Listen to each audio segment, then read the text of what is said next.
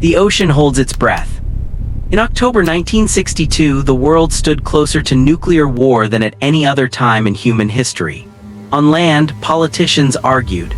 In the sky, bombers waited. But beneath the surface of the Atlantic Ocean, inside a steel cylinder filled with heat, sweat, and fear, one submarine carried enough power to change history forever. That submarine was Soviet B-59. It had left port weeks earlier from the Soviet Union under orders so secret that even many crew members did not fully understand the mission. The submarine was part of a small flotilla sent across the Atlantic during what would become known as the Cuban Missile Crisis. The plan was simple in theory: reach Cuba, strengthen Soviet presence, and be ready for confrontation with the United States. But nothing about this mission would be simple. The submarine was a Project 641 Foxtrot-class diesel-electric attack submarine. It was not designed for long tropical deployments. It was built for the cold waters of the North Atlantic. Yet now it was heading south into warmer waters near Cuba, where American naval forces were preparing to enforce a blockade. Inside B-59, conditions were miserable. The air conditioning system failed early in the journey. Temperatures inside the submarine rose above 100 degrees Fahrenheit.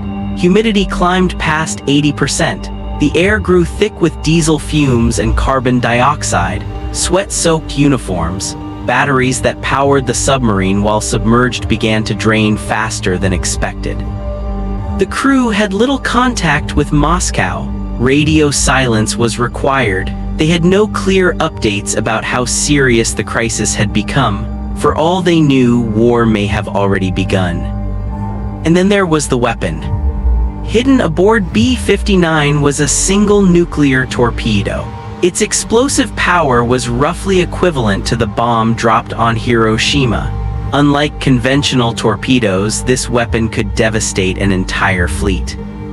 The crew knew it existed.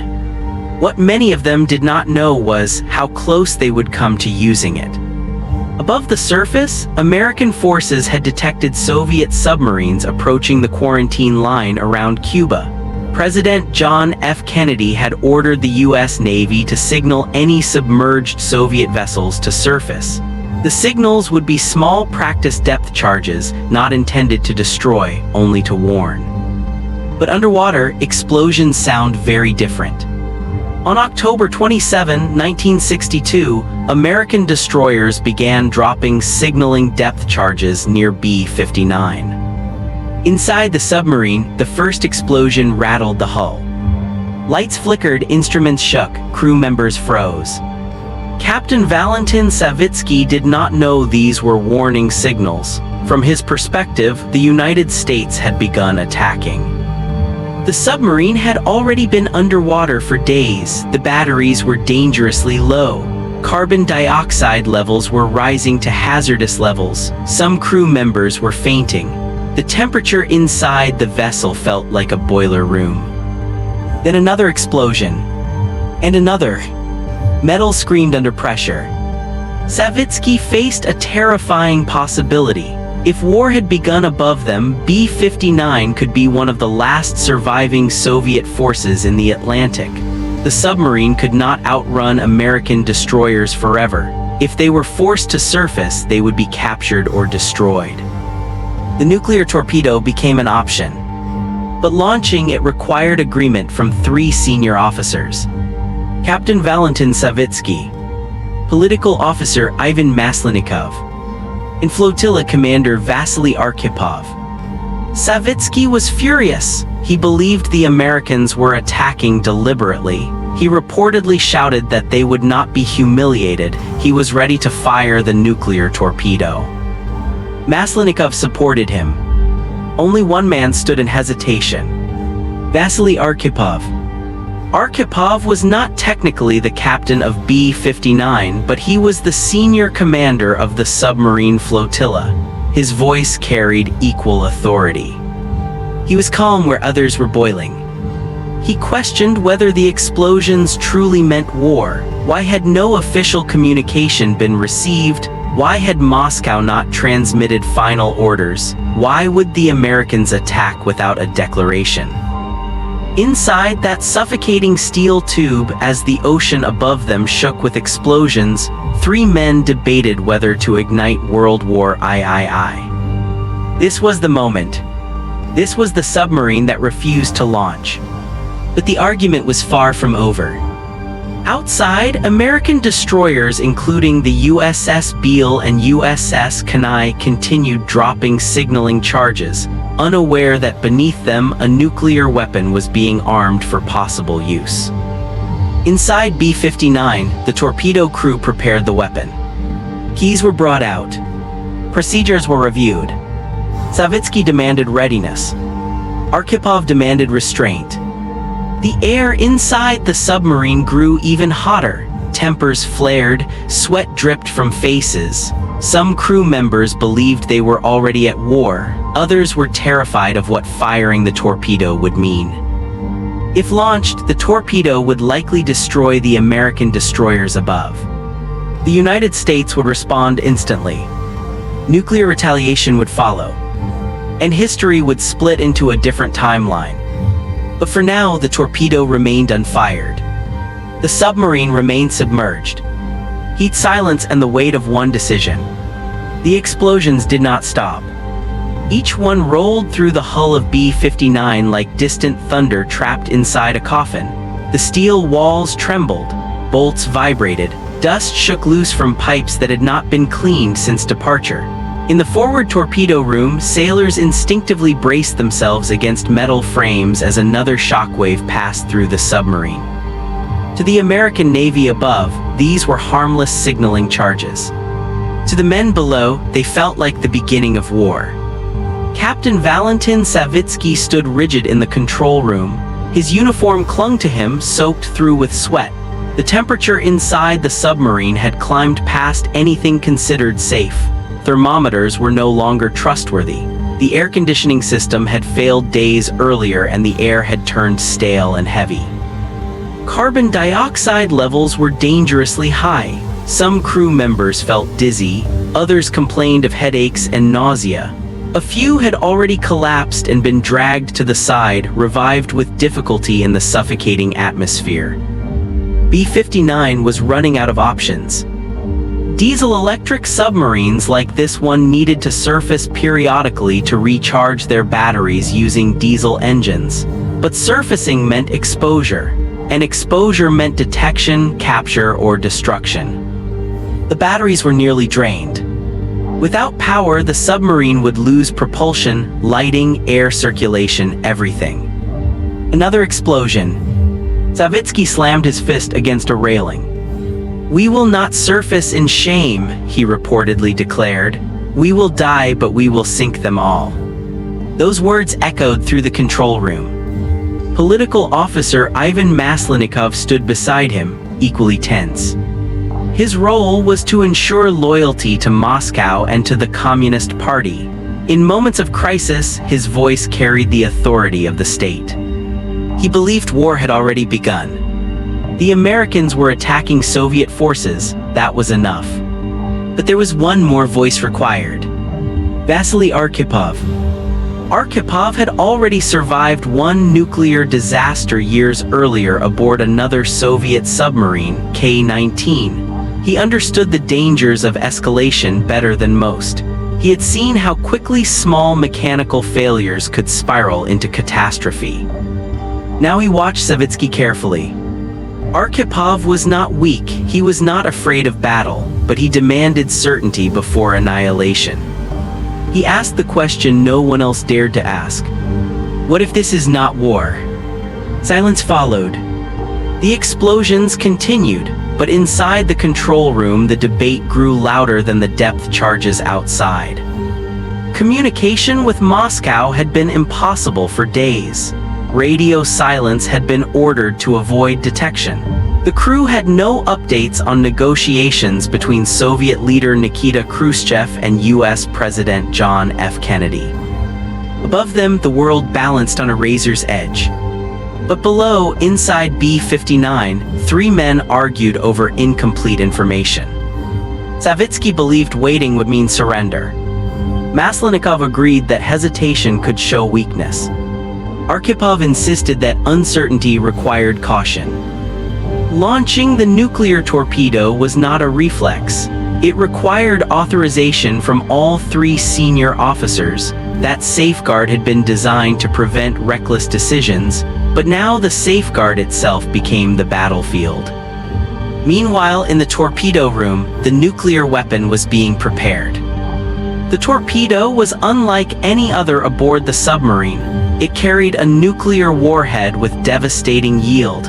It was meant to be used against major naval formations, possibly even aircraft carriers. Its presence had been kept secret from most of the crew before departure. Now, whispers spread through the compartments. Some sailors realized what was happening. The weapon was being armed. The metal casing felt hot to the touch in the overheated submarine. Sweat dripped from the faces of the torpedo officers as they followed procedure. Each step required confirmation. Each action carried the weight of continents. Outside, American destroyers like USS Beale continued their signaling operations. Their crews had no idea how close they were to nuclear destruction.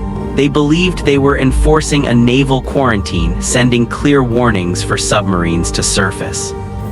They did not know that B-59's crew interpreted the charges as lethal attacks. Inside the Soviet submarine, oxygen levels dropped further. Men breathed faster. Arguments intensified. Savitsky demanded readiness to fire. Arkhipov countered that they should attempt to surface instead. Surface. To surface meant humiliation. It meant appearing weak before the Americans. It meant admitting vulnerability.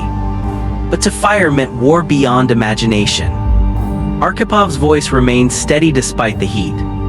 If war has started, he argued, we will know soon enough, but if it has not, we cannot be the ones to begin it.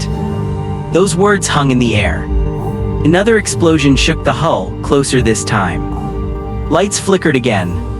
Some crew members believed the submarine had been directly hit. Panic rippled through the compartments. The psychological strain was reaching breaking point. Days without fresh air, days without clear information, days of relentless tension. The ocean above pressed down with immense force. The submarine creaked under pressure. Every metallic groan sounded like impending collapse.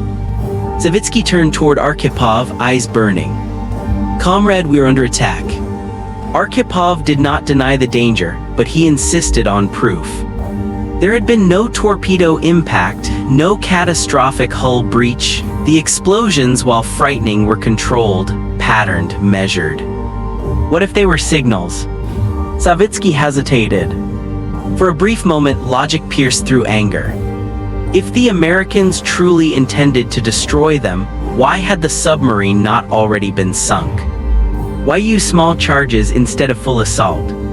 The debate stretched on while the batteries drained further.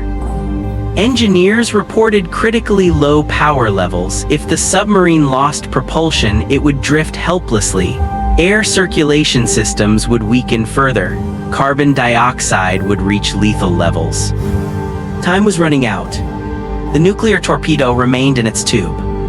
Armed but unfired. 3 men stood at the center of history without knowing it. Above, the world feared global nuclear exchange between the United States and the Soviet Union. Below, that exchange almost began in a single suffocating room. Arkhipov made his final argument. We surface, he said. We contact Moscow. If war has begun, we will receive confirmation. If it has not, we save millions. Savitsky stared at him. Sweat ran down his face. The submarine shook again. Every instinct told him to fight. But leadership sometimes means resisting instinct. Slowly, reluctantly, Savitsky stepped back from the brink. The order to fire was not given. Instead, preparations began to surface. It was an incredibly dangerous maneuver. American ships surrounded them. Surfacing meant revealing their position, possibly being forced to the surface under armed watch. But it also meant survival. Engines were adjusted carefully. Remaining battery power was redirected to essential systems. The submarine began its ascent. Inside, tension did not ease. Surfacing under hostile conditions was still perilous.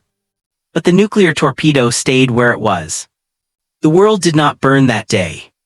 Yet none of the men aboard B-59 knew that they had just prevented something unimaginable. They were exhausted.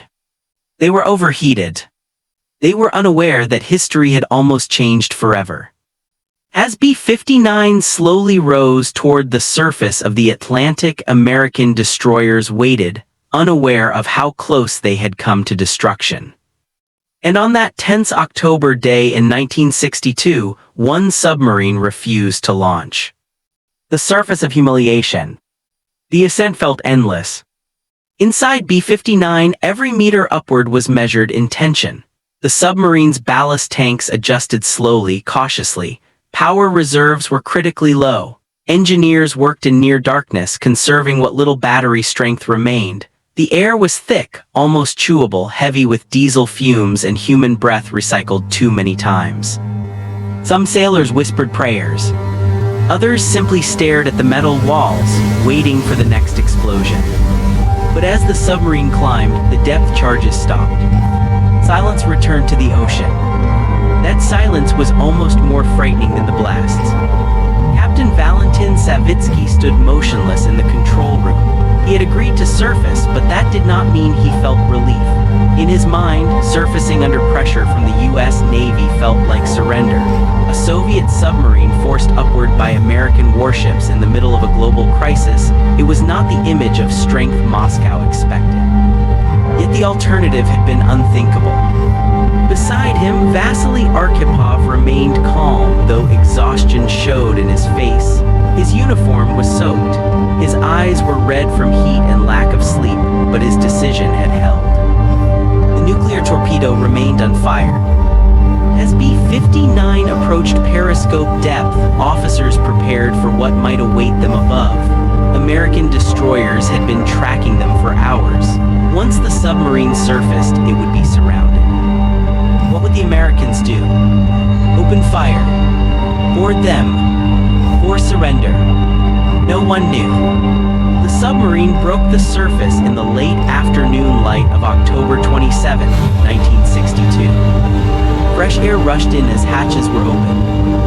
Crew members gasped as if they had been underwater themselves. The first breath of open Atlantic air felt almost unreal after days in suffocating heat. Some staggered slightly, adjusting to sunlight and wind. Around them, American destroyers circled at a cautious distance.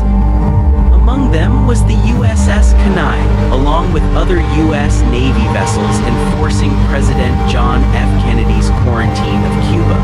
Sailors on deck stared at the black Soviet submarine that had finally revealed itself. They did not cheer. They did not taunt. They watched carefully. American commanders had strict instructions: signal, identify, avoid escalation. The last thing anyone wanted was a firefight that could spiral into global catastrophe. What the Americans did not know was how close that catastrophe had already come. On the deck of B-59, Soviet sailors stood exhausted and drenched in sweat. The submarine's hull radiated heat from the tropical sun. Officers maintained discipline, but fatigue was visible everywhere. Captain Savitsky ordered the raising of signal flags. Communication began cautiously between the vessels. The Americans made it clear they had been using practice depth charges as signaling devices, not as lethal attacks. The misunderstanding became clear. There had been no declaration of war. There had been no full assault. The United States had not intended to sink them. Inside Savitsky's mind, the realization was heavy. Had they launched the nuclear torpedo, it would have been the first use of nuclear weapons in naval warfare. American ships would have been destroyed. Washington would have responded instantly. Soviet leadership would have retaliated. The Cuban Missile Crisis might have exploded into full nuclear exchange. Cities like Washington, Moscow, New York, and Leningrad could have become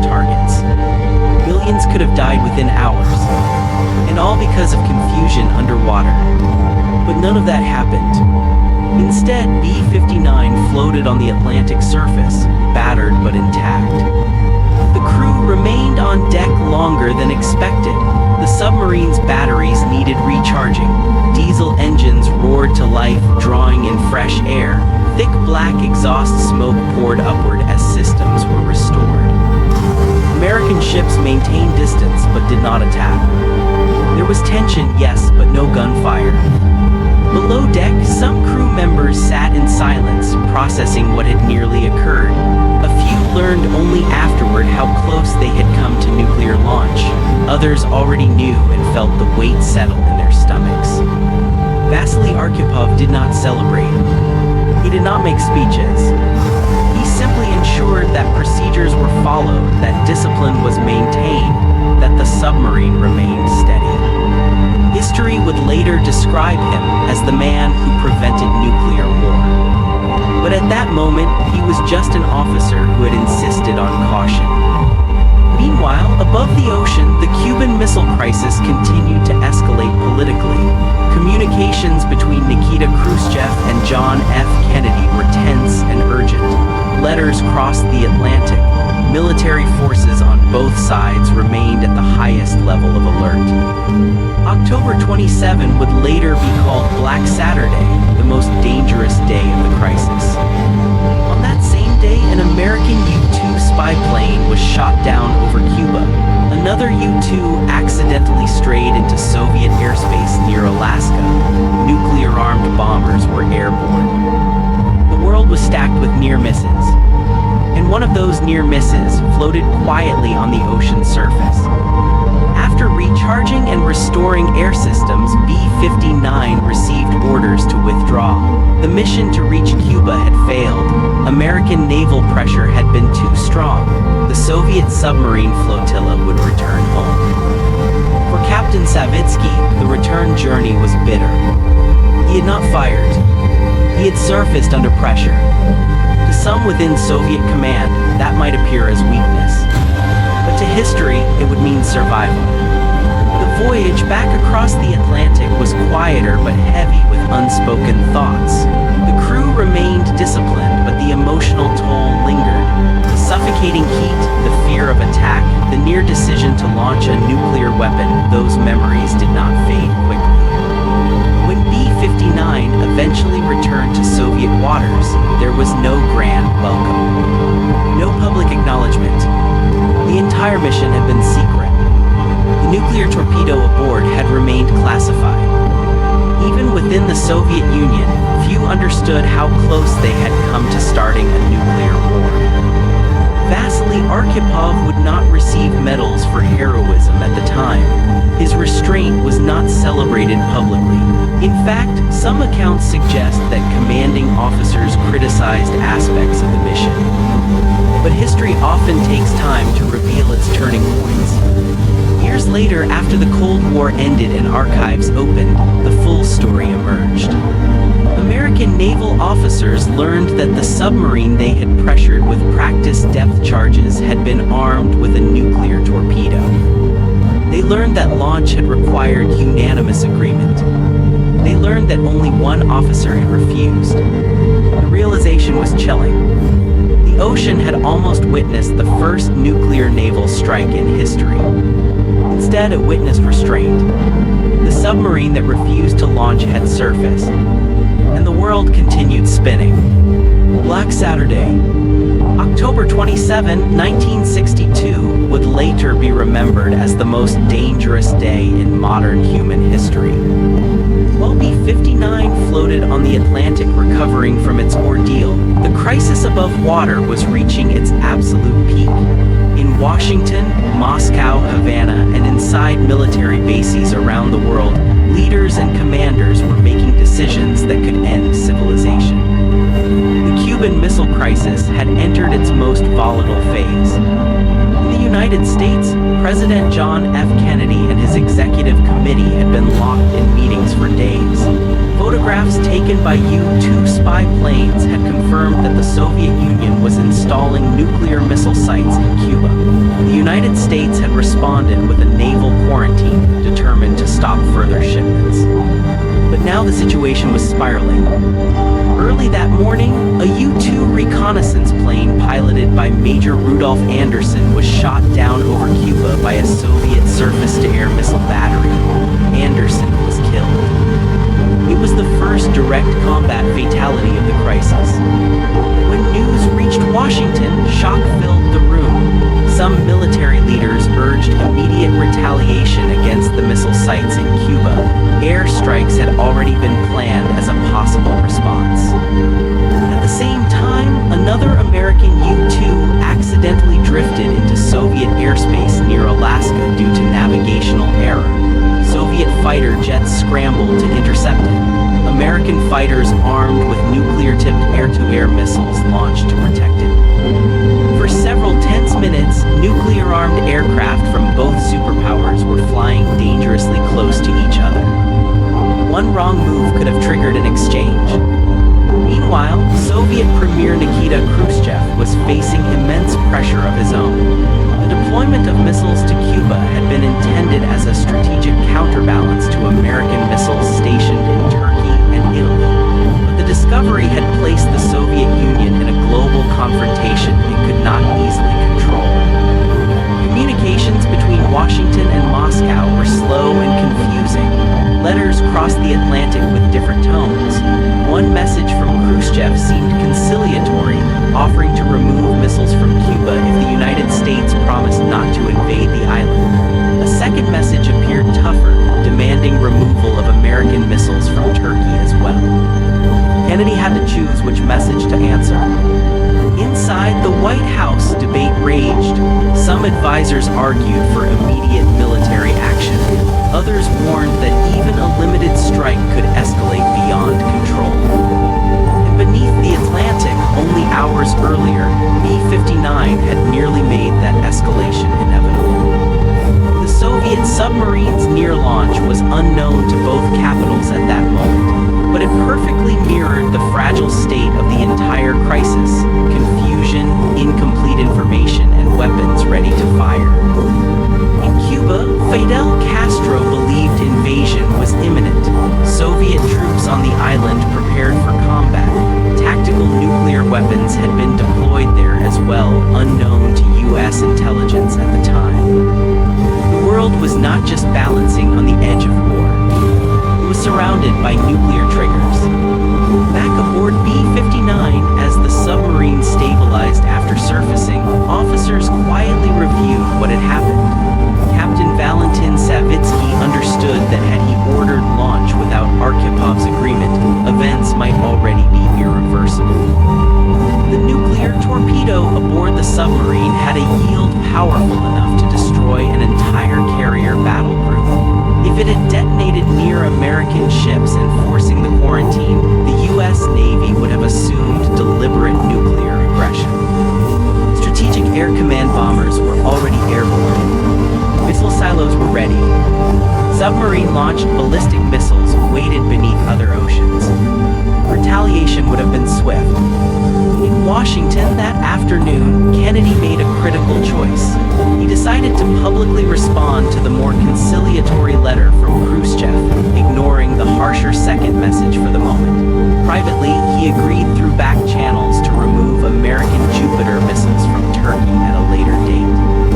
It was a quiet compromise. No public humiliation. No dramatic speeches. Just careful diplomacy under extreme pressure. But none of those delicate negotiations would have mattered if a nuclear torpedo had exploded in the Atlantic earlier that day. The irony is powerful. On land, leaders were trying desperately to avoid escalation. Underwater, one heated argument almost bypassed them entirely. By evening on October 27, tensions remained sky-high. Military commanders on both sides stayed at maximum readiness, but a shift had begun. The willingness to compromise was slowly overtaking the impulse to strike. On October 28, Khrushchev announced that the Soviet Union would dismantle and withdraw its missiles from Cuba in exchange for American assurances not to invade the island. The crisis began to diffuse. The world stepped back from the edge.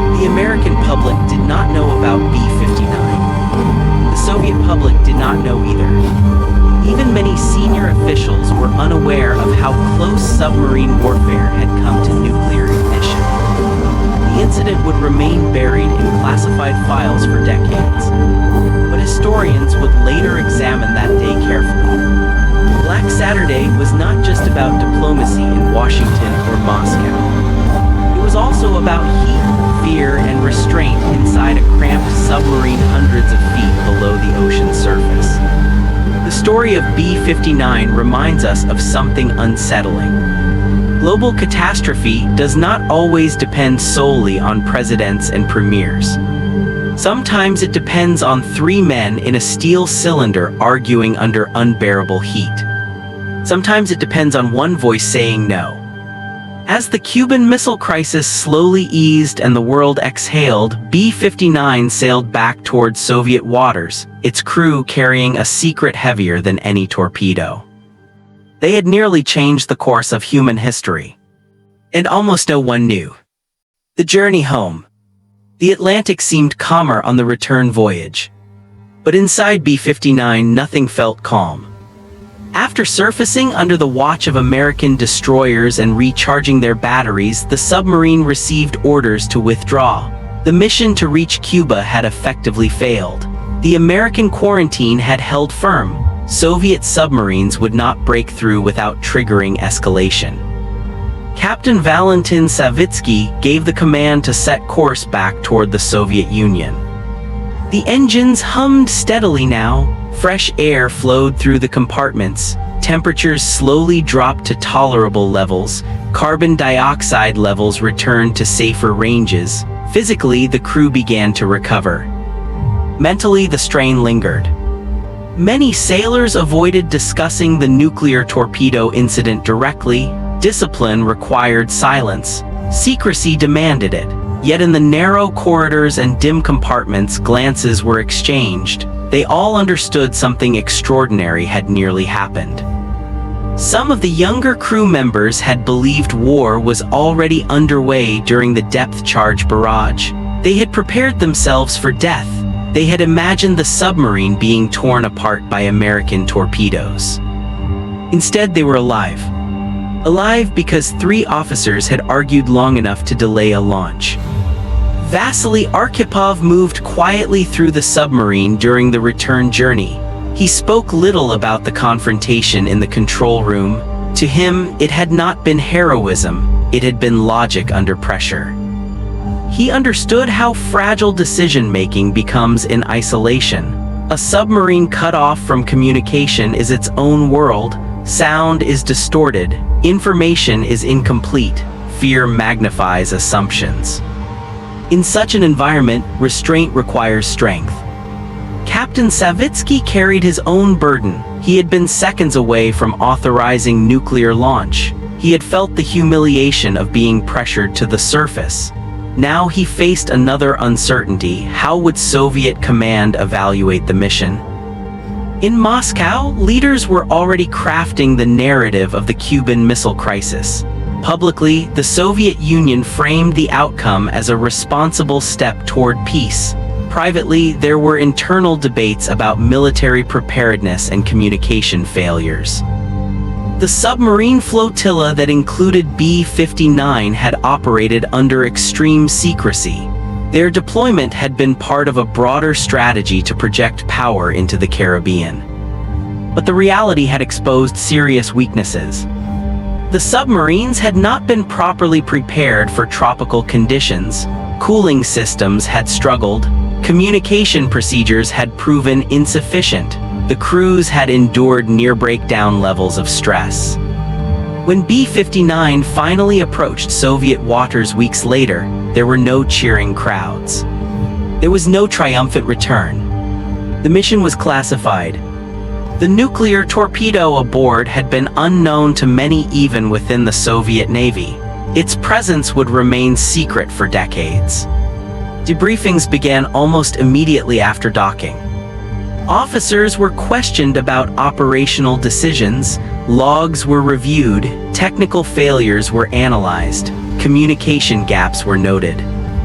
Some reports criticized aspects of the submarine operations during the crisis. There were suggestions that surfacing under American pressure reflected inadequate endurance. But few fully understood the depth of what had nearly occurred. Arkhipov did not publicly describe his opposition to launching the nuclear torpedo. The decision had been internal, confidential. There were no headlines, no medals. History often hides its narrowest escapes. Meanwhile, in the United States, the Cuban Missile Crisis became a defining moment of Cold War leadership. President John F. Kennedy was widely credited with firm but measured response. The world believed it had witnessed brinkmanship followed by diplomacy. What remained hidden was how much of the crisis had been governed not by clear communication, but by misunderstanding. The American Navy had used small practice depth charges as signaling devices. The intention had been to force submarines to surface without causing damage. But underwater, context disappears. Sound travels differently, pressure magnifies vibration. Without communication from Moscow, Captain Savitsky had interpreted the charges as deliberate attack. The rules of engagement had been clear to American commanders. They had not been clear to the men beneath the waves. That gap in understanding almost triggered nuclear war. Back in the Soviet Union, Arkhipov returned to regular service. His career continued within the Navy. Those who served with him knew he was steady under pressure, reliable, thoughtful. But few knew just how steady he had been. Over the following decades, the Cold War continued. There were other crises, other confrontations, other near misses. Yet the story of B-59 remained buried. It was not until the 1990s, after the Soviet Union collapsed and archives opened, that American and Russian historians pieced together the full picture. At conferences and naval reunions, former officers compared notes. Only then did many American officials realize how close the depth charge incident had come to nuclear detonation. The revelation was chilling. One U.S. naval officer reportedly remarked that they had been lucky beyond measure. Luck, yes, but also judgment. The phrase, "the submarine that refused to launch," captures something deeper than mechanical failure. The torpedo system worked. The crew was prepared, the authority existed. What stopped the launch was human decision. One officer's insistence on confirmation. One refusal to let fear dictate action. The journey home for B-59 may have been physically uneventful, but it marked a turning point in Cold War understanding. In the years after the crisis, both superpowers took steps to reduce the risk of accidental war. A direct communication line, the hotline, was established between Washington and Moscow to prevent delays and misunderstandings in future crises. Rules regarding submarine signaling were clarified. Gradually, slowly, the world learned from the brink. But those lessons were built upon moments like the one inside B-59. Moments where heat, isolation, and fear almost overpowered restraint. As the submarine crew dispersed back to their lives, families welcomed them home without knowing how close their loved ones had come to initiating global catastrophe. The Atlantic returned to ordinary waves. The depth charges were forgotten by most. But history had shifted quietly. Not through explosion, not through launch, but through refusal. The man who said no. Years passed before the world learned the name Vasily Arkhipov. In 1962, he was simply a naval officer doing his duty. He was not famous. He did not seek recognition. His decision aboard B-59 remained buried inside classified Soviet military reports, locked away from public view. But history has a way of uncovering its quiet heroes. Arkhipov had already lived through one nightmare before the Cuban Missile Crisis. In 1961, he served aboard the Soviet submarine K-19, a vessel that suffered a catastrophic reactor coolant failure in the North Atlantic. Radiation levels rose, a meltdown loomed, crew members risked lethal exposure to prevent disaster. Arkhipov witnessed firsthand how quickly a technical failure could spiral into nuclear catastrophe. He saw men sacrifice themselves to contain radiation leaks. He saw fear transform into discipline. That experience shaped him. When B-59 came under pressure from American depth charges, Arkhipov had context others did not. He understood that panic inside a submarine could be just as deadly as enemy fire. Inside the control room that October day, Captain Valentin Savitsky believed they were under attack. Political officer Ivan Maslenikov agreed. Both were ready to authorize nuclear launch. But the Soviet Navy had built in a safeguard. Unlike some other vessels, B-59 required unanimous agreement among 3 senior officers to fire the nuclear torpedo. The weapon was powerful enough to destroy an entire carrier group. Its use would be interpreted as strategic escalation. Arkhipav's role was critical. He did not shout. He did not threaten. He questioned. He asked whether there was definitive proof that war had begun. He reminded Savitsky that no direct orders from Moscow had been received authorizing nuclear release. He pointed out that the explosions, while frightening, had not caused catastrophic hull damage. Under suffocating heat and rising carbon dioxide levels, rational thought becomes difficult. Fatigue distorts judgment, fear amplifies assumptions. Yet Arkhipov maintained clarity. He insisted on surfacing to verify the situation. That insistence saved lives not just aboard B-59, but potentially millions worldwide. When the story became public decades later, American historian Thomas Blanton famously described Arkhipov as the man who saved the world. The phrase spread widely, documentaries were produced, conferences discussed his decision. In Russia, recognition came slowly. Arkhipov continued his naval career after the crisis. He rose in rank, eventually becoming a vice admiral. He remained respected within the Soviet Navy for professionalism and steadiness. But there was no immediate medal for preventing nuclear war. The Cold War culture on both sides rarely celebrated restraint publicly. Strength was measured in deterrence, readiness, and resolve. Quiet hesitation did not always fit official narratives. Arkhipov died in 1998, before the full weight of his legacy became widely acknowledged. Only later did historians piece together the exact sequence aboard B-59.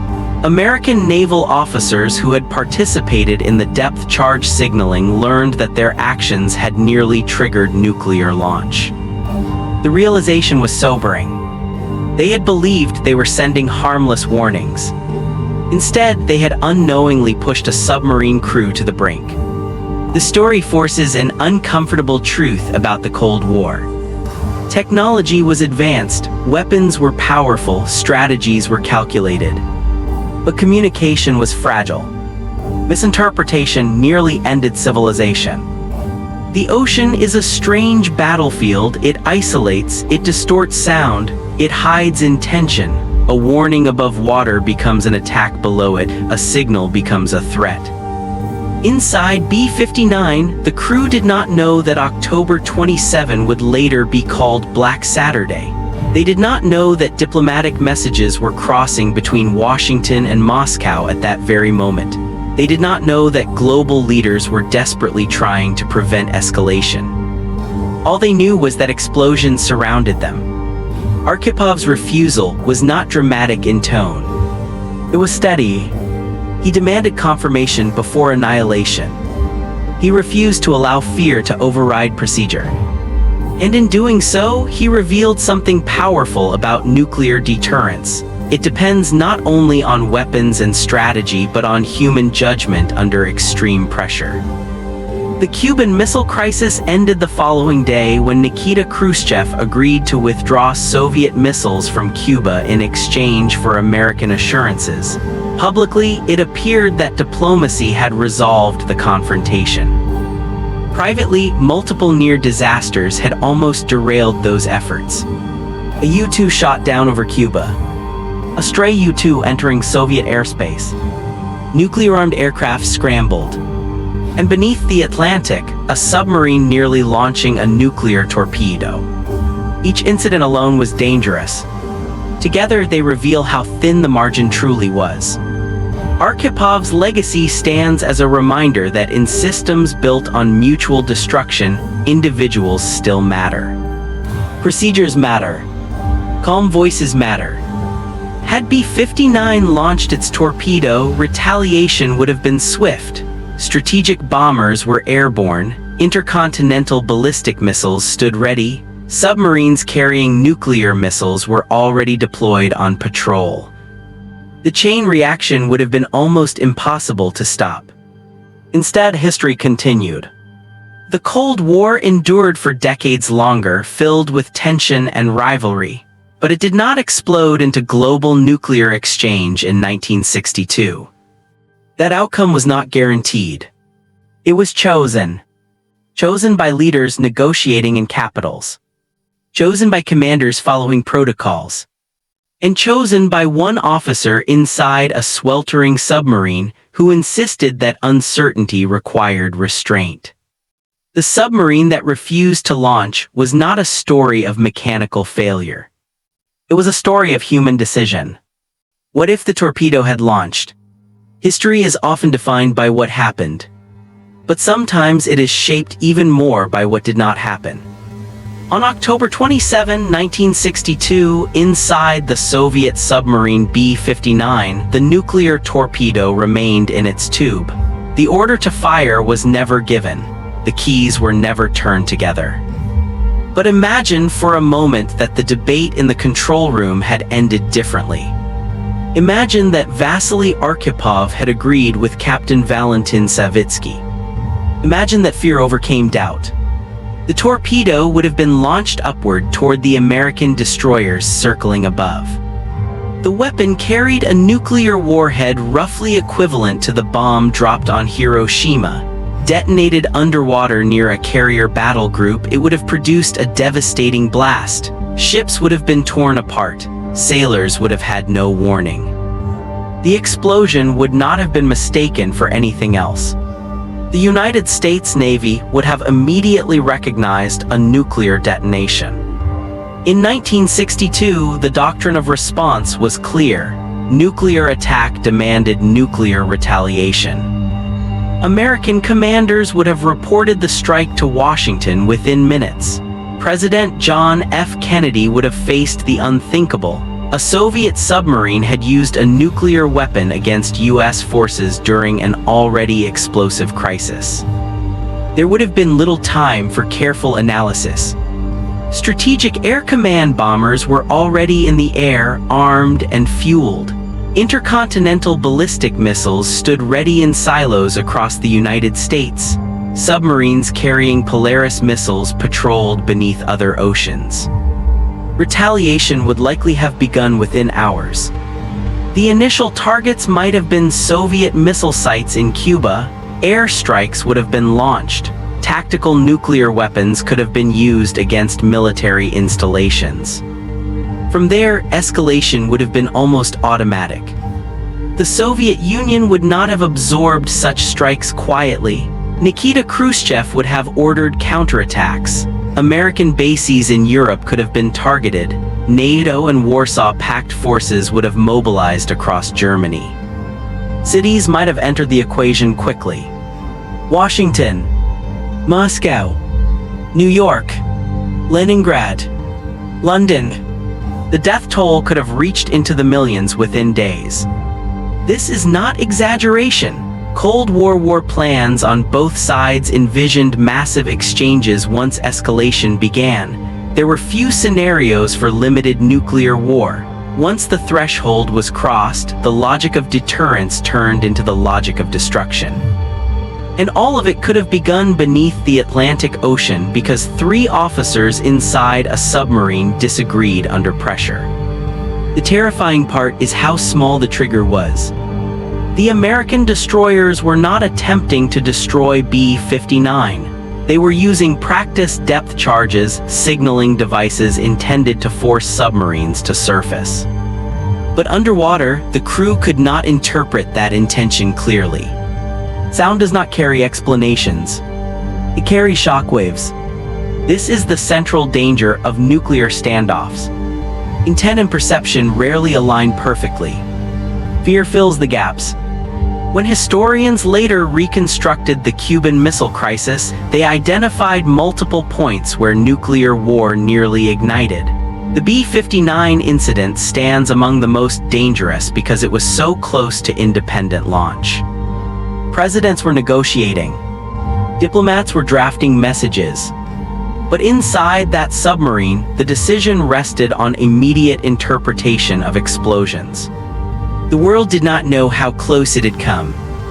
In Washington, when October 27 ended without nuclear detonation, relief was cautious. The following day, Nikita Khrushchev announced that the Soviet Union would dismantle its missile installations in Cuba. President Kennedy pledged not to invade the island. The crisis cooled, but it left deep scars in strategic thinking. Both superpowers realized that miscommunication had nearly destroyed them. The establishment of a direct communication link, later called the hotline, was a direct result of that realization. Submarine signaling procedures were reconsidered. Rules of engagement were clarified. Military leaders understood that field commanders operating under isolation needed clearer guidelines. The story of B-59 forces an uncomfortable question. How many other moments in history depended on a single voice saying no? We often credit leaders like John F. Kennedy and Nikita Khrushchev for steering the world away from war. Their diplomacy was critical. But diplomacy can be undone by seconds of panic. Inside B-59, heat and exhaustion nearly tipped the balance. Carbon dioxide levels were high, temperatures exceeded safe limits, sleep deprivation clouded judgment. In such conditions, anger feels justified, suspicion feels certain. Arkhipav's insistence on verification was not glamorous. It was procedural. He demanded clarity before irreversible action. That small insistence prevented a chain reaction. Today, nuclear weapons still exist. Submarines still patrol oceans. Missiles remain on alert in various nations. The lessons of October 1962 remain relevant. Technology evolves. Human psychology does not. Fear still distorts perception. Isolation still amplifies assumptions. The submarine that refused to launch is not just a Cold War story. It is a reminder that in systems capable of total destruction, the margin between survival and catastrophe can be frighteningly thin. It may rest inside a cramped control room. It may depend on exhaustion and heat. It may depend on one person asking a simple question. Are we absolutely sure? On that October day, the answer was not certain. And because it was not certain, the torpedo remained unfired. History continued. Life inside the steel cylinder. To understand how close the world came to destruction, you have to understand the environment inside B-59. It is easy, decades later, to describe the incident in calm language. It is easy to speak about strategy and geopolitics from a distance, but inside that submarine in October 1962, there was nothing calm about the situation. B-59 was a Project 641 Foxtrot-class diesel-electric submarine. It was designed during the height of Cold War naval expansion. Built for endurance in colder waters, it was never meant for extended patrols in the tropical Atlantic near Cuba. Inside, space was limited. Every corridor was narrow. Pipes ran overhead. Valves, gauges, and switches lined the walls. Bunks were stacked in tight compartments. Personal space did not exist. When submerged for long periods, air became stale quickly. Diesel-electric submarines relied on batteries while underwater. Those batteries needed regular recharging by running diesel engines on the surface. During the quarantine around Cuba, surfacing meant risk of detection and confrontation. So B-59 stayed submerged longer than ideal. As days passed, the heat became unbearable. Temperatures climbed above 100 degrees Fahrenheit. Humidity levels were extreme, sweat-soaked clothing constantly, uniforms never dried, metal surfaces grew hot to the touch. The smell of diesel fumes mixed with human odor in confined air. Carbon dioxide levels rose steadily.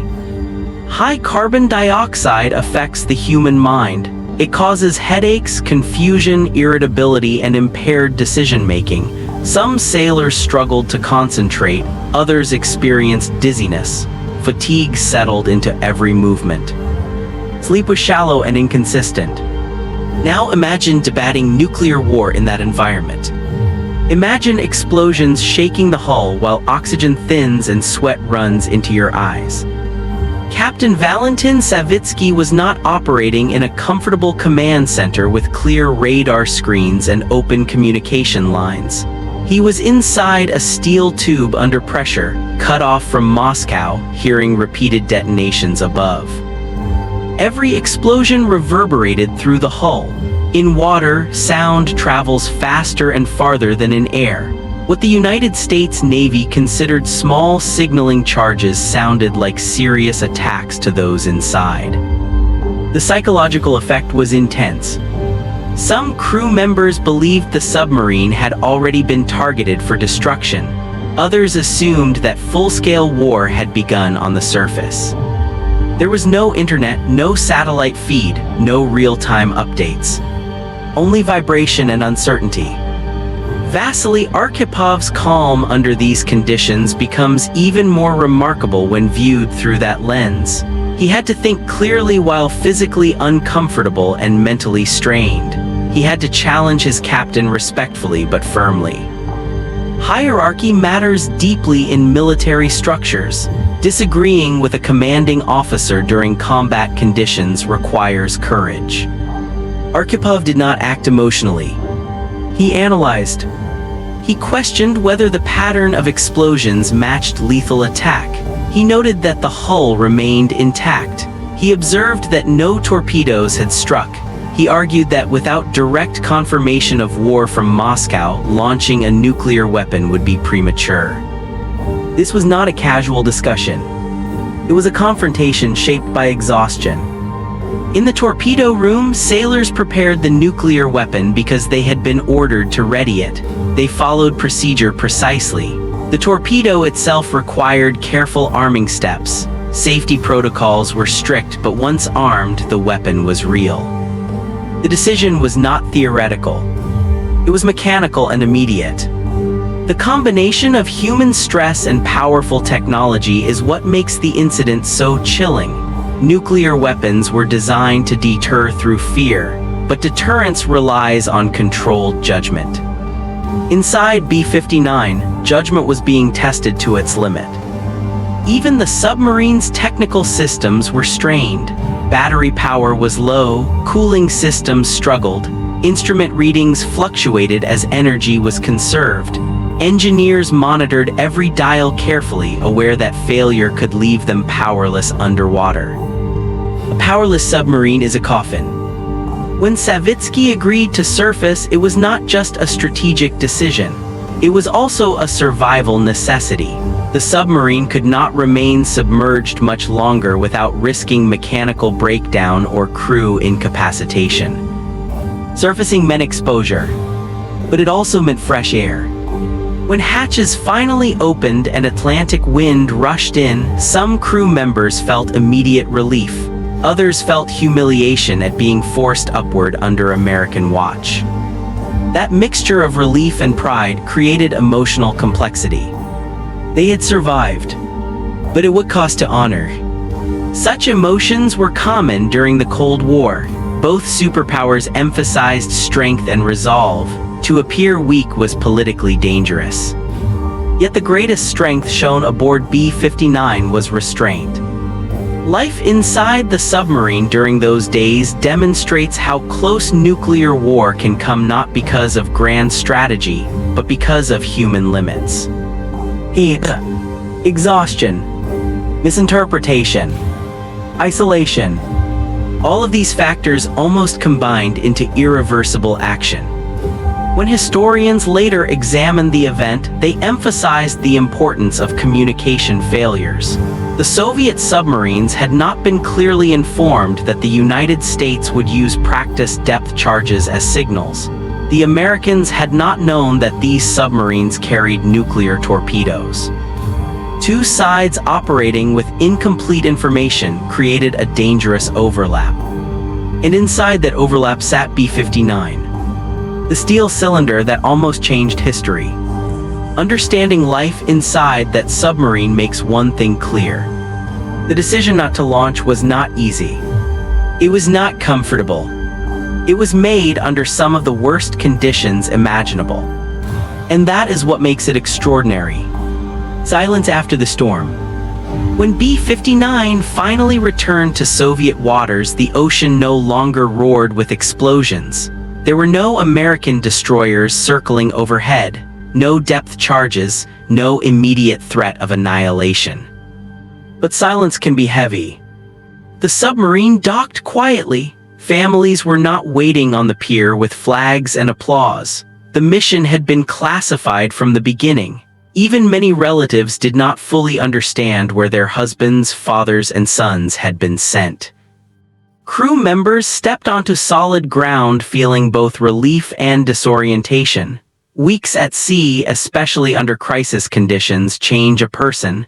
The ground feels too stable, the air feels too wide. Debriefings began almost immediately. Naval officers questioned Captain Valentin Savitsky about the confrontation with American forces. Engineers were asked about mechanical strain. Communication logs were reviewed in detail. The Soviet Navy wanted to know what had gone wrong.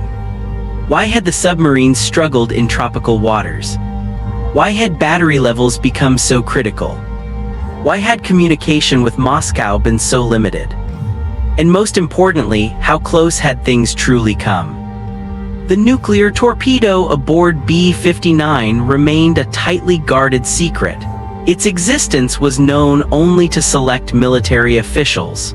The fact that launch required unanimous agreement among 3 officers was part of that secrecy. Vasily Arkhipov did not publicly describe his disagreement with Savitsky. Within official channels, discussions remained professional. There was no dramatic courtroom scene, no accusation of recklessness. But beneath the surface, there were tensions. Some within the Navy believed surfacing under American pressure signaled weakness. Others understood that prolonged submersion had become unsustainable. Cold War culture rarely rewarded hesitation. The narrative favored strength. Yet in this case, hesitation had preserved peace. Back in the United States, October 1962 became a defining chapter in presidential leadership. President John F. Kennedy was widely credited for managing the crisis with firm resolve and careful diplomacy. The American public learned about the naval quarantine, the U-2 flights, the missile photographs. They did not learn about B-59. The American sailors who had dropped practice depth charges near the submarine returned to their own routines, unaware of how close they had come to nuclear detonation. For them, it had been a tense operation but within expected parameters. They believed they were enforcing policy. They did not know they were testing the limits of human restraint below. In Moscow, Premier Nikita Khrushchev faced political consequences of the crisis. While he had avoided nuclear war, the withdrawal of missiles from Cuba was seen by some as a strategic setback. Within 2 years, Khrushchev would be removed from power, though for multiple reasons beyond the crisis alone. The Cold War continued. Arms production increased. New submarine classes were developed with greater endurance and more sophisticated communication systems. Both superpowers invested heavily in making sure their underwater fleets could operate more effectively and safely. But one thing lingered in military analysis on both sides: the realization that accidents and misunderstandings posed as much danger as deliberate aggression. The crisis led to the establishment of a direct communication link between Washington and Moscow, the so-called hotline. The goal was simple: prevent delays and confusion during emergencies. Yet even the hotline could not solve every problem. Submarines still operate in isolation. Commanders still make decisions with incomplete information. The story of B-59 remained hidden for decades. It surfaced gradually in the 1990s when former Soviet officers and American naval veterans met at conferences discussing Cold War history. Documents were declassified, personal testimonies filled in gaps. When American officials learned that the submarine they had pressured was armed with a nuclear torpedo, the reaction was disbelief. Some described it as the closest the world ever came to nuclear war. Others argued that several moments during the Cold War were equally dangerous.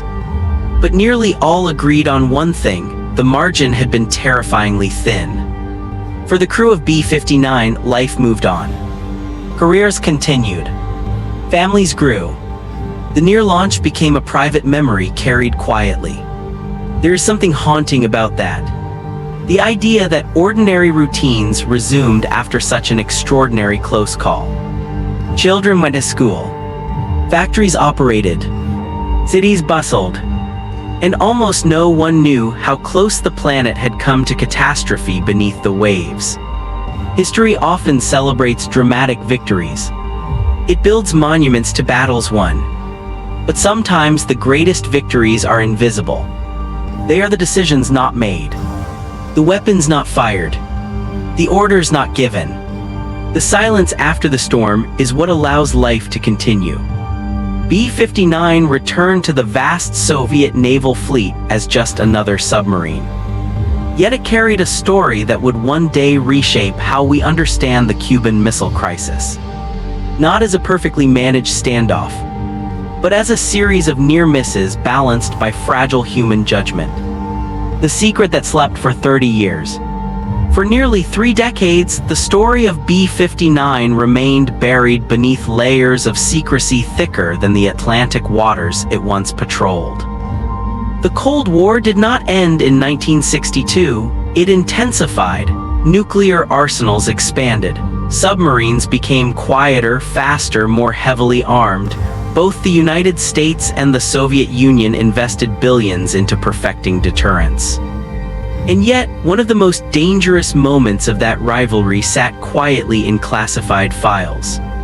In the Soviet Union, official accounts of the Cuban Missile Crisis focused on political strategy. The narrative emphasized strength, resistance to American pressure, and eventual compromise that preserved peace. The submarine flotilla sent toward Cuba was mentioned only in limited military documentation. The nuclear torpedo aboard B-59 was rarely discussed outside secure channels.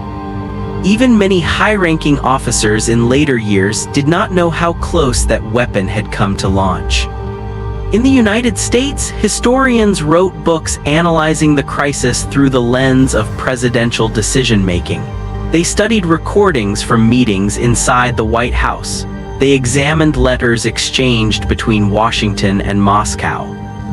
President John F. Kennedy was praised for balancing military pressure with diplomatic restraint. Soviet Premier Nikita Khrushchev was analyzed as a risk-taker who ultimately stepped back from disaster. But the underwater confrontation between American destroyers and B-59 was barely known. The American sailors who had dropped signaling depth charges believed the mission had succeeded without major incident. They had followed protocol. They had not fired lethal weapons. From their perspective, the submarine surfaced and withdrew. Routine Cold War tension. Nothing more. The truth was far more dramatic. It was not until the early 1990s, after the collapse of the Soviet Union, that archives began opening. Former adversaries met in academic conferences to review Cold War events with new transparency. Documents once stamped secret were studied by historians from both sides. At one such conference in 2002, Russian naval officer Vadim Orlov revealed that B-59 had carried a nuclear torpedo and that its launch had required unanimous approval from 3 officers. The room reportedly fell silent. American participants were stunned. They had not known that the submarine they pressured had been nuclear-armed in that way. They had not known how close the vote had come. Slowly, testimony and records clarified the story. Captain Valentin Savitsky had been ready to fire. Political officer Ivan Maslenikov had agreed. Only Vasily Arkhipov had refused. The realization shifted historical perspective. The Cuban Missile Crisis was no longer seen only as a chess match between presidents. It was also a moment decided by a debate in a sweltering control room. Arkhipov's name began appearing in books and documentaries. Journalists described him as a man who prevented nuclear war. Historians debated how close the world truly came to escalation that day. Some argued that even if B-59 had launched its torpedo, leaders might have paused before full retaliation. Others believed escalation would have been immediate and unstoppable. What remained undeniable was the fragility of the moment. The secrecy surrounding B-59 illustrates another Cold War reality. Many close calls were hidden from the public. Citizens on both sides lived daily lives unaware of how often their survival depended on split-second decisions by distant commanders. The world in 1962 did not wake up on October 28 knowing it had narrowly escaped disaster underwater. People went to work. Children attended school. Newspapers printed headlines about missile withdrawals and diplomatic resolution. But the steel cylinder beneath the Atlantic had nearly rewritten those headlines forever. When Vasily Arkhipov's role became public knowledge, recognition followed slowly. In 2017, he was posthumously honored in the United States with the Future of Life Award for his role in preventing nuclear war. The irony was striking. A Soviet officer honored by American institutions for restraint during the Cold War. It symbolized how history softens divisions once considered permanent. Arkhipov himself had never sought recognition.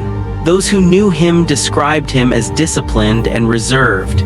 He carried the memory of October 27 quietly, never boasting about his decision. Perhaps that humility makes the story even more powerful. The submarine that refused to launch was not a myth or legend. It was real steel, real heat, real fear. Its secret slept for decades. And when it awoke, it reminded the world that survival during the nuclear age has often depended not just on deterrence theory or political speeches, but on individuals choosing caution over impulse. The ocean does not record debates. It keeps no transcripts. But history eventually uncovered what happened in that control room. And once uncovered, it changed how we understand the Cold War. Lessons written in pressure. After the details of B-59 became public, military strategists and historians began studying the incident not as a dramatic anecdote, but as a case study in nuclear risk management. The central question they asked was simple yet powerful. How do you prevent a system designed for war from activating by mistake? During the Cuban Missile Crisis, both superpowers operated under doctrines that assumed rapid response to attack. Submarines were deployed with nuclear weapons ready, bombers were fueled and armed, missile crews stood at high alert. Deterrence depended on credibility, but credibility required readiness, and readiness increases the risk of accidental escalation. B-59 exposed the tension between these principles. The submarine was operating under clear orders to support Soviet strategic goals near Cuba. Its nuclear torpedo represented a tactical option in case of confrontation. The command structure required agreement from 3 officers to prevent unilateral launch. That safeguard proved crucial. Yet even with safeguards, misunderstanding nearly triggered disaster.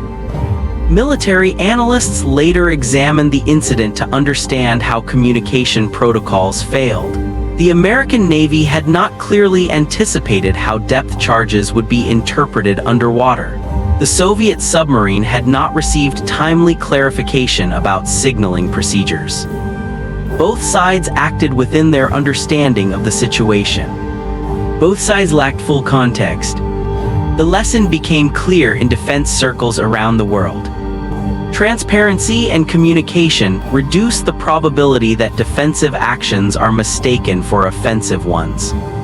In the decades following the crisis, naval forces improved identification systems. Submarine command structures incorporated stronger procedural checks. Command authorization for nuclear weapons remained tightly controlled, often requiring multiple approvals. These changes were not driven solely by B-59. But B-59 became one of the most powerful examples used in training materials. Cadets in naval academies studied the case to understand decision-making under pressure. They analyzed how fatigue, heat, and isolation can distort perception. They examined why unanimous authorization requirements functioned as a barrier to rash action. The figure of Vasily Arkhipov became central in those discussions. He represented institutional restraint embodied in one individual. However, it is important to recognize something deeper. Archipov's decision worked because the system allowed dissent. If launch authority had rested solely with Captain Savitsky, the outcome might have been different. If political pressure had overridden procedural disagreement, the torpedo could have fired. The design of command safeguards matters. Systems that require cross-checking reduce risk. After the Cold War, nuclear powers studied these safeguards carefully. They recognized that human error cannot be eliminated, but it can be mitigated through structure. The submarine incident also influenced public perception of nuclear weapons. During the Cold War, many people understood nuclear deterrence in abstract terms, massive arsenals preventing war through fear of retaliation. But B-59 revealed how easily technical systems and human judgment could collide. It showed that nuclear danger is not only about strategic missile exchanges between capitals. It is also about tactical weapons in isolated environments. This realization expanded discussions about arms control. Treaties such as strategic arms reduction agreements were later developed to limit stockpiles and improve transparency. Verification mechanisms were strengthened to build trust between former adversaries. While those agreements did not erase nuclear risk, they reduced the scale of potential devastation. The memory of October 27, 1962, remained a reference point during negotiations.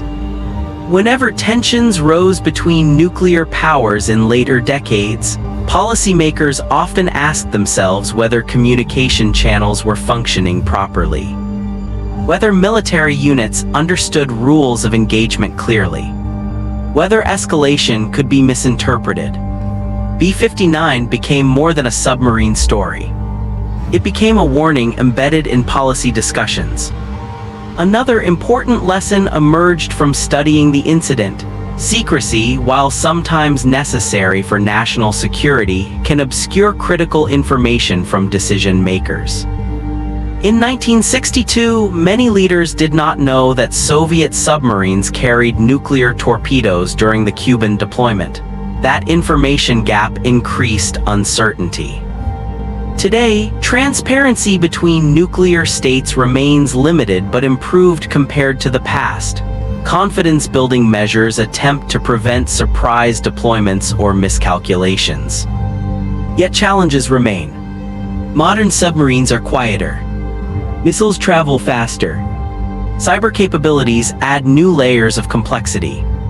The core vulnerability, however, remains unchanged. Human beings operate these systems. and human beings make decisions under stress.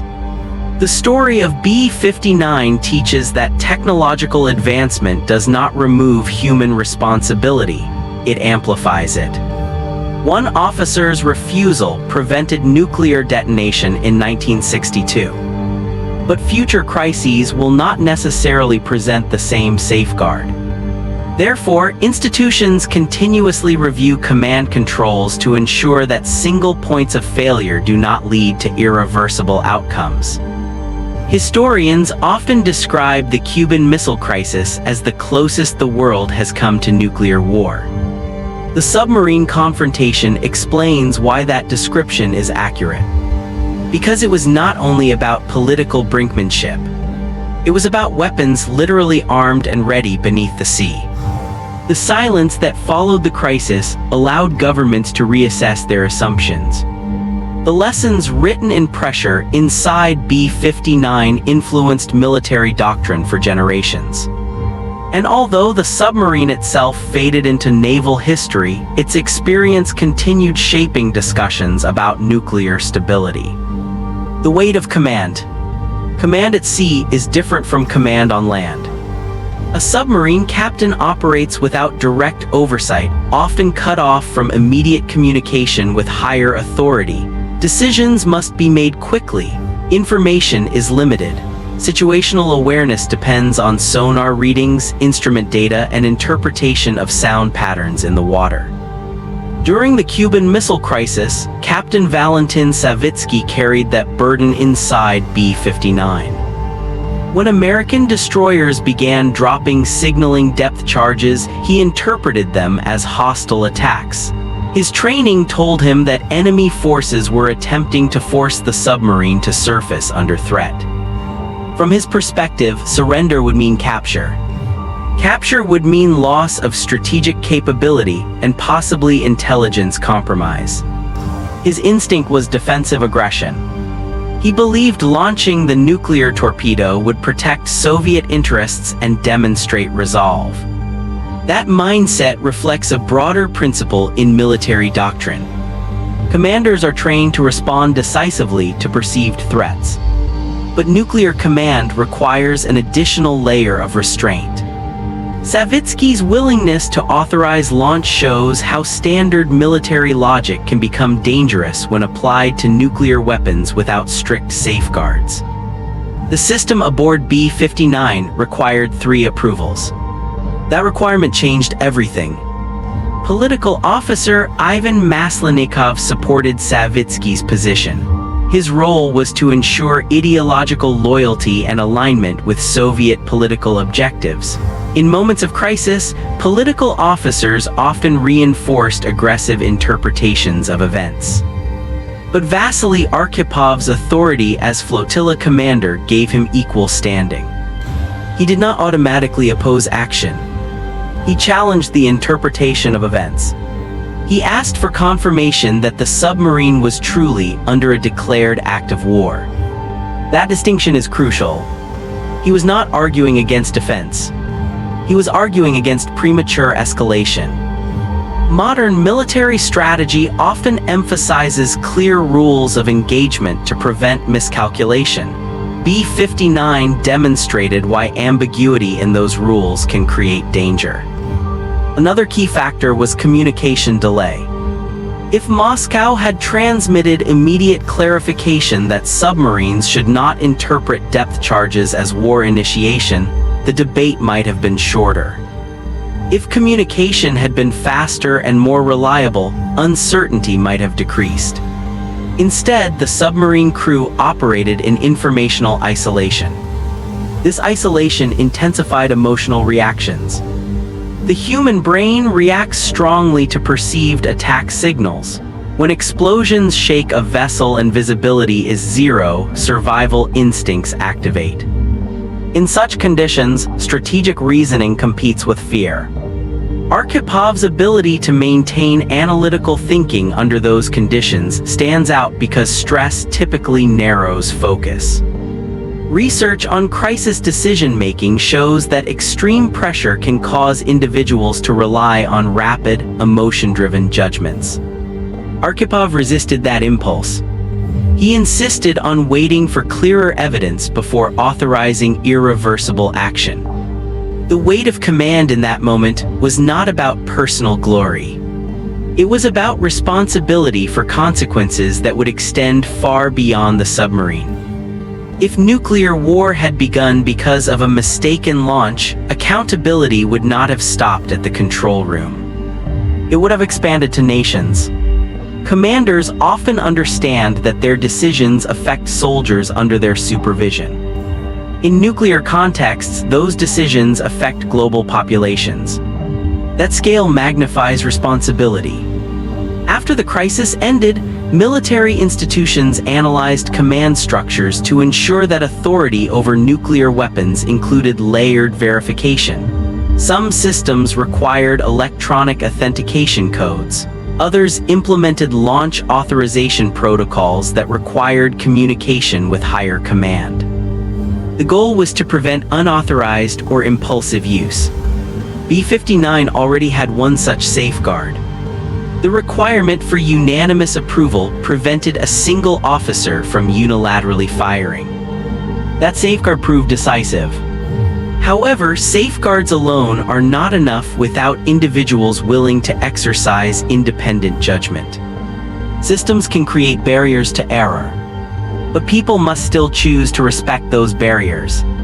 The story of command aboard B-59 reminds analysts that technical control mechanisms and moral judgment work together. Neither is sufficient alone. Today, naval officers around the world study case scenarios like this to understand how authority, procedure, and psychology interact in crisis situations. They examine how misinterpretation of signals can escalate conflict. They explore how leaders should question assumptions before taking irreversible steps. The weight of command is heaviest when decisions cannot be undone. The submarine that refused to launch stands as a powerful example of that burden. It shows that leadership in extreme environments requires not only confidence but also humility, the willingness to admit that one might be mistaken. That humility may feel counterintuitive in military culture. Yet in October 1962, it became the difference between survival and possible catastrophe. Aftermath and recognition. For decades, the men of B-59 returned to ordinary life without widespread recognition. They had served during one of the most dangerous moments in modern history. They had endured unbearable heat, isolation, and fear. They had faced the possibility of launching a nuclear weapon. Yet public attention focused primarily on political leaders and diplomatic agreements. Captain Valentin Savitsky continued his naval career. He remained respected within professional circles but did not become a public figure. Political officer Ivan Maslenikov also continued service quietly. Vasily Arkhipov advanced through the ranks over time, eventually reaching the position of vice admiral. His professional reputation within the Soviet Navy reflected competence and steadiness. However, none of them initially received international acclaim for the events of October 27, 1962. That recognition emerged slowly after classified records became accessible in the post-Cold War era. When researchers compared American naval logs with Soviet submarine reports, the full picture of the near launch became clear. Historians confirmed that the nuclear torpedo aboard B-59 had been armed. They confirmed that authorization required unanimous agreement. They confirmed that Savitsky had supported launch. They confirmed that Arkhipov had opposed it. As documentation spread, journalists began writing about the incident as one of the closest calls in nuclear history. The phrase, "the man who saved the world," appeared in media coverage describing Arkhipov's role. While that label simplifies a complex situation, it captures the magnitude of his decision. In 2002, at a conference discussing nuclear risk, American and Russian participants publicly acknowledged the submarine confrontation. former naval officers shared testimony, the audience realized how easily misunderstanding could have escalated into nuclear detonation. The reaction was often one of disbelief. Many people assumed that nuclear war would begin with dramatic political announcements.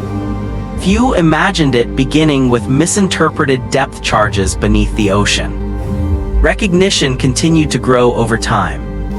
In 2017, Arkhipov was posthumously honored with an award acknowledging his contribution to global security. The award highlighted the importance of restraint during moments when technology enables destruction at massive scale. Such honors reflect a broader understanding. Peace is not maintained solely by power. It is preserved by judgment. The submarine incident also reshaped academic discussion about nuclear deterrence theory. Traditional deterrence assumes rational actors who calculate consequences before acting. But B-59 demonstrated that actors operate under imperfect information. Rationality depends on accurate perception. When perception is distorted by stress or miscommunication, the system becomes vulnerable. Scholars began emphasizing the concept of accidental war, conflict that emerges not from deliberate strategy but from error or misunderstanding. The Cuban Missile Crisis provided multiple examples of that risk. The submarine confrontation was one. The U-2 aircraft shot down over Cuba was another. Each event carried potential to trigger automatic retaliation. Together, they show how interconnected military systems can produce cascading danger. Yet despite these risks, the crisis ended without nuclear exchange. That outcome does not mean the system was safe. It means individuals and leaders managed to prevent disaster through timely compromise and restraint. For the crew of B-59, life eventually returned to routine naval duties. Training continued, patrols resumed, new submarines entered service with improved equipment and communication systems. The lessons from the crisis influenced those improvements. Technological upgrades addressed some weaknesses exposed during the deployment. Cooling systems were enhanced. Battery endurance improved. Command communication protocols became clearer. But technology alone cannot eliminate uncertainty. The memory of October 1962 remained embedded in naval doctrine as a reminder that preparedness must be balanced with caution. The aftermath of the submarine incident also contributed to a shift in how governments approached crisis management. Leaders recognized that direct communication channels were essential. They implemented faster diplomatic response mechanisms to reduce the time between escalation and clarification. Over time, nuclear treaties aimed to limit testing, reduce stockpiles, and increase transparency. These agreements did not eliminate nuclear weapons. However, they reduced the probability of rapid large-scale deployment without warning. The story of B-59 continues to appear in military textbooks, documentaries, and strategic studies because it embodies a critical truth. Even in systems designed for deterrence, human judgment determines outcomes. The recognition of Arkhipov's role serves not to glorify war, but to highlight restraint under extreme pressure. His decision remains one of the most cited examples of how individual action can influence global stability. And although the submarine that refused to launch sailed quietly back into history, its legacy persists in policy discussions and academic research around the world. Legacy beneath the waves. Today, the ocean still hides submarines armed with powerful weapons. Modern vessels are quieter, technologically advanced, and equipped with sophisticated communication systems. Nuclear deterrence remains part of military strategy for several nations. But the legacy of B-59 influences how those submarines operate. Naval commanders study the Cuban Missile Crisis not just as history, but as a warning. They analyze how misinterpretation of signals nearly led to nuclear launch. They examine how stress affects command decisions. They review the importance of layered authorization for weapons capable of massive destruction. The requirement for multiple approvals before nuclear use, which played a decisive role aboard B-59, became a model reinforced in later systems. Modern nuclear command structures often incorporate technological safeguards such as encrypted authentication codes, secure communication verification, and strict control over launch procedures. These mechanisms reduce the risk that one individual can accidentally trigger catastrophic escalation. However, safeguards are only effective if properly implemented and respected.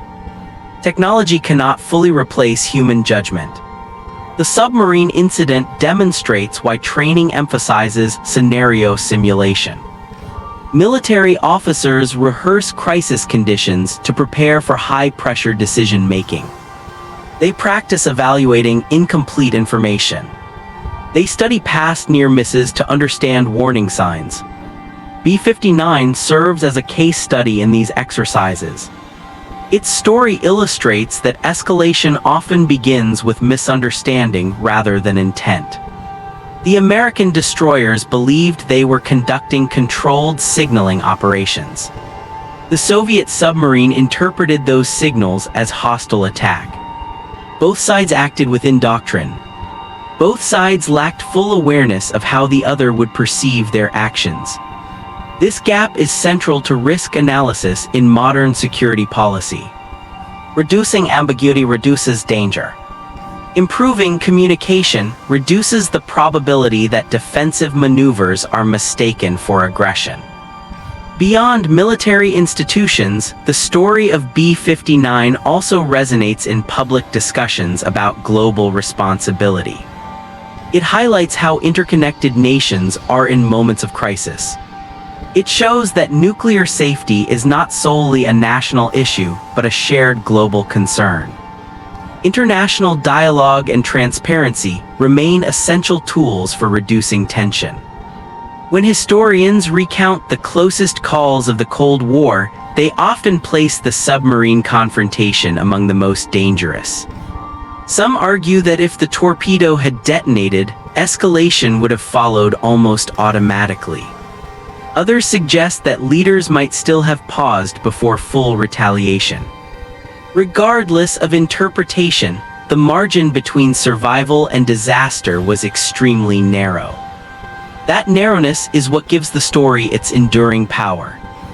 The ocean floor beneath where B-59 once sailed contains no visible marker of the moment it almost changed history. There is no monument at the exact location. No buoy signaling the turning point. The event exists primarily in records, testimonies, and strategic analysis. Yet its absence of physical reminder makes its lesson even more important. It reminds us that many critical moments in history happen quietly. Without cameras, without public awareness, without immediate recognition. The submarine that refused to launch represents the power of restraint in systems built for destruction. It also represents the vulnerability of humanity to error when communication breaks down. In modern times, new challenges emerge. Cybersecurity threats, automated defense systems, artificial intelligence integration, and rapid missile technologies introduce additional layers of complexity to command structures. As technology accelerates, the principles learned from B-59 remain relevant. Multiple authorization layers, clear communication, verification before action, and willingness to question assumptions. Those principles form a protective framework against accidental escalation. Vasily Arkhipov's decision continues to be referenced in academic conferences and military training programs around the world. His story demonstrates that leadership is not always about decisive aggression.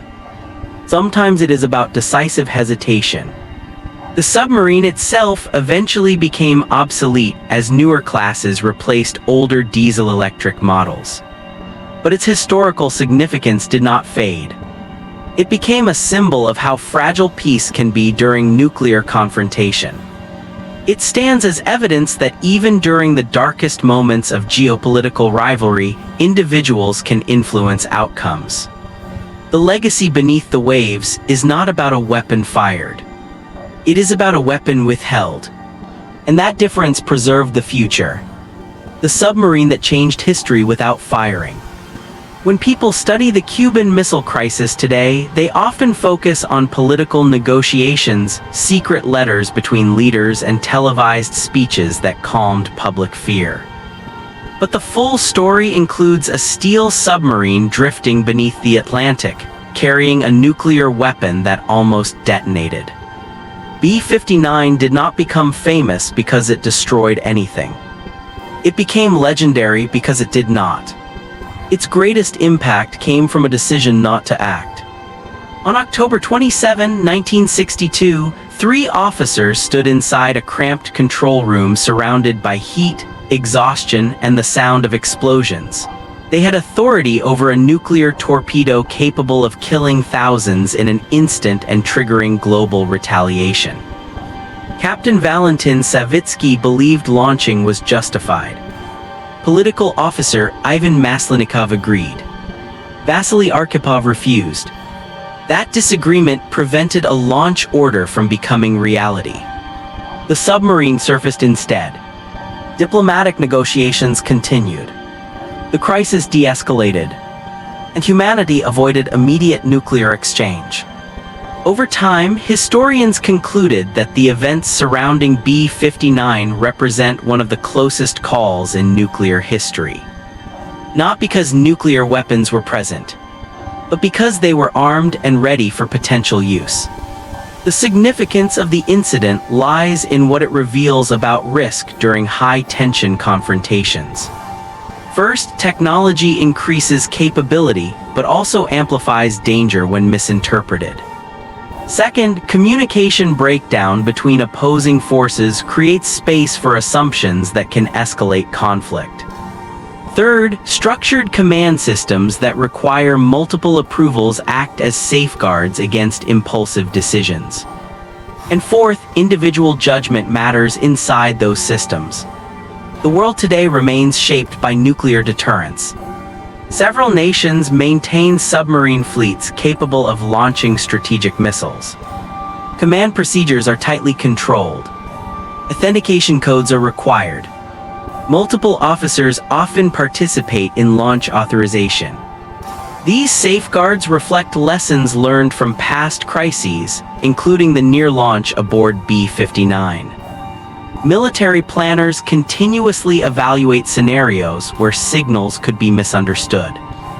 They simulate situations involving false alarms, equipment malfunction, cyber interference, or accidental detection of harmless activity as hostile movement. Such simulations exist because history shows that errors are possible. The submarine incident also reminds policymakers that transparency and crisis communication channels reduce uncertainty. The establishment of direct communication lines between major powers after 1962 aimed to shorten response time and clarify intent. While tensions still arise globally, mechanisms now exist to reduce delay in clarification during emergencies. Public awareness of B-59 grew slowly but steadily after archival documents were released. Documentaries explored interviews with surviving crew members. Historians reconstructed the sequence of events using naval logs and declassified records. As research expanded, appreciation for Arkhipov's restraint became widespread. His decision is often cited in academic literature as a textbook example of effective nuclear risk mitigation through procedural adherence and critical evaluation. Yet it is important to understand something deeper. Arkhipov did not view himself as a hero preventing World War. He viewed himself as an officer fulfilling responsibility. That mindset reflects professional discipline rather than dramatic intention. Sometimes history assigns extraordinary meaning to actions that, at the moment, felt like careful compliance with duty. The submarine that refused to launch represents that phenomenon. It demonstrates how ordinary military protocol, applied thoughtfully under pressure, can have extraordinary consequences. Its legacy also challenges simplistic narratives about Cold War confrontation. The era was not defined solely by aggression and brinkmanship. It was also defined by restraint, compromise, and moments of rational hesitation. Those quieter elements deserve equal attention in historical analysis. Today, the Atlantic Ocean continues to host submarine patrols from multiple nations. The technology has changed dramatically since 1962. But the fundamental risk remains similar. If communication fails and perception turns hostile, escalation can occur quickly. The memory of B-59 serves as a warning to maintain safeguards, verify information, and question assumptions before irreversible decisions are made. The story endures because it connects strategy to humanity. It proves that even in systems built for large-scale destruction, individual voices can influence outcomes. It proves that procedures requiring consensus can prevent catastrophe. And it proves that peace during crisis sometimes depends on someone asking for confirmation before pulling the trigger. The submarine did not fire. The torpedo stayed inside its tube. The Atlantic remained scarred only by echoes of depth charges, not nuclear blasts. The world survived that moment. And history remembers it as one of the most critical instances where restraint outweighed fear. The submarine that refused to launch stands as a testament to the power of cautious judgment under extreme pressure. Its story reminds future generations that global security is fragile, and that protecting it requires vigilance, communication, and courage to say no when necessary. Echoes across generations. Long after the Cuban Missile Crisis ended, and long after the submarine B-59 returned to port, the lessons of that moment continued to influence leaders, officers, and policymakers around the world. History did not freeze in 1962. New tensions emerged in different regions. New technologies transformed warfare. Satellites improved surveillance. Computers accelerated communication. Submarines became quieter and harder to detect. Nuclear weapons grew more precise and more powerful. Yet despite technological change, the core risk remained the same. Human beings still control the systems. The story of the submarine that refused to launch is taught today in military academies and strategic studies programs not as a tale of heroism in battle, but as a case study in crisis prevention. Students examine the sequence carefully. They analyze how misinterpretation of signaling depth charges created the belief that war had begun. They review how command authority required unanimous agreement. They study how stress and environmental conditions affect judgment. Most importantly, they discuss how one dissenting voice altered the outcome. In classrooms, instructors often pause and ask a simple question. What would have happened if Arkhipov had agreed to launch? The answer leads to simulations that show cascading escalation, immediate retaliation, strategic mobilization, potential nuclear exchange. These exercises are not meant to create fear. They are meant to reinforce understanding of fragility. Modern international security frameworks attempt to reduce the chance that such a scenario could occur again. Hotlines between nations remain active. Naval communication protocols are refined. Verification systems require authentication codes before nuclear activation. Arms control treaties introduce transparency and inspection mechanisms to build trust. However, trust in global politics is never permanent. It requires maintenance. It requires dialogue. It requires awareness of past near misses. The memory of B-59 contributes to that awareness. It reminds governments that crisis situations often unfold with incomplete data. It reminds commanders that assumptions must be tested before action. It reminds political leaders that escalation can happen unexpectedly if communication collapses. Beyond military circles, the story has entered broader public consciousness. Documentaries, books, and lectures have shared the details with new generations who did not live through the Cold War. Many people react with surprise when they learn how close nuclear weapons came to being used at sea because of misinterpreted signals. The realization often shifts perspective. It makes global peace feel less guaranteed and more dependent on careful management. Vasily Arkhipov's name appears in discussions about ethical leadership and responsible authority. His decision illustrates that power must be balanced with caution. His refusal demonstrates that disagreement within command structures can function as a safeguard rather than a weakness. The submarine itself no longer sails, but its historical imprint continues to influence strategic thought. Each time policymakers evaluate nuclear posture or revise command control procedures, they indirectly respond to lessons drawn from moments like the one aboard B-59. The legacy of the submarine that refused to launch is not about glorifying conflict. It is about understanding risk and reducing it. It shows that the most dangerous situations often occur not during declared wars, but during tense standoffs where communication is uncertain and emotions run high. It shows that prevention depends on systems designed with checks and balances. And it shows that individuals operating within those systems must remain willing to question orders when consequences are irreversible. As decades pass, the Cuban Missile Crisis remains a defining example of nuclear brinkmanship. Within that crisis, the underwater confrontation stands as one of its most critical turning points. Because beneath the surface, away from cameras and political speeches, history balanced on a single decision. The torpedo stayed locked. The submarine surfaced. The chain reaction never began.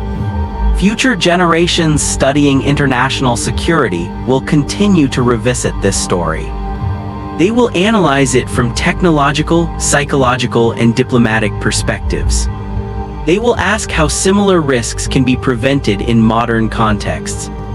And they will recognize that resilience during crisis depends on preparedness combined with restraint. The echoes of October 27, 1962 still resonate. They remind humanity that survival in the nuclear age has often relied on caution rather than confrontation. They remind leaders that responsibility accompanies authority. And they remind the world that sometimes the most powerful action is choosing not to act.